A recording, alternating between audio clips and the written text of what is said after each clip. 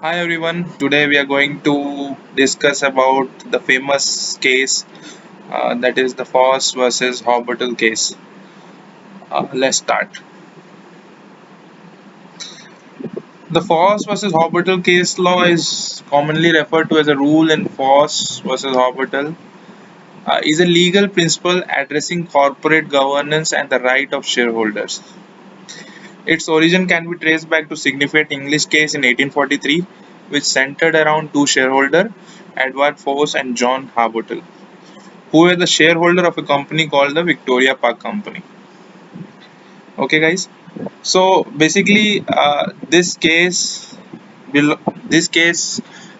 which we are going to discuss, is refer to the two shareholder who were the part of Victoria Park Company in 1843, who uh, who alleged that director of the company is doing something wrong. We will discuss more about it. Let's go to the next slide.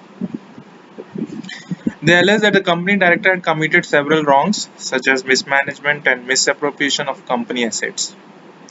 Okay, and then they brought this to they filed some case against that directors and company, and in that case, the court ruled against them.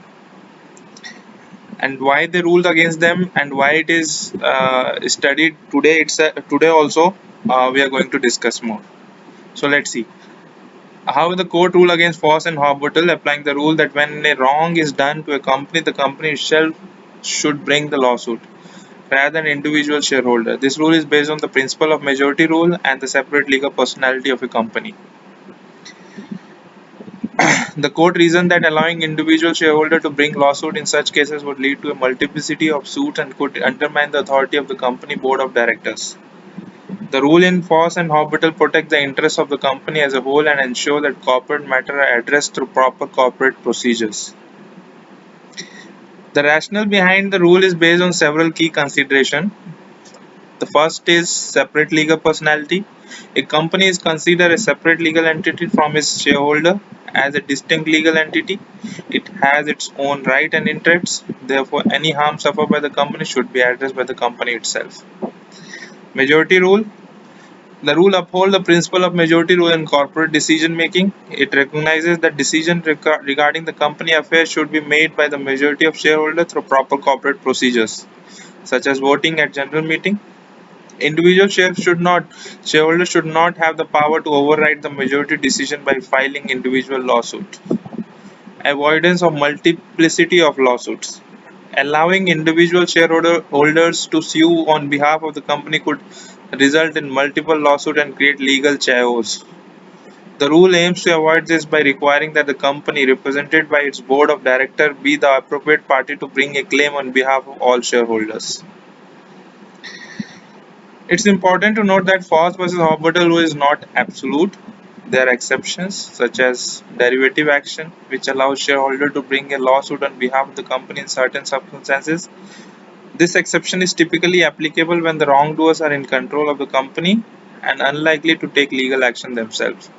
The Foss versus Harbottle case and the rule it established have had significant influence on corporate law and continue to be relevant in modern legal systems that follow common law principles. The case highlights the balance between the protecting shareholder rights and preserving the integrity of the corporate decision-making processes. So, by going through this slide, I guess you must have understand like what was the famous Foss versus Harbottle case and why court has ruled against them and on uh, what point they have considered to rule against them and what is the exceptions uh, is there in this case.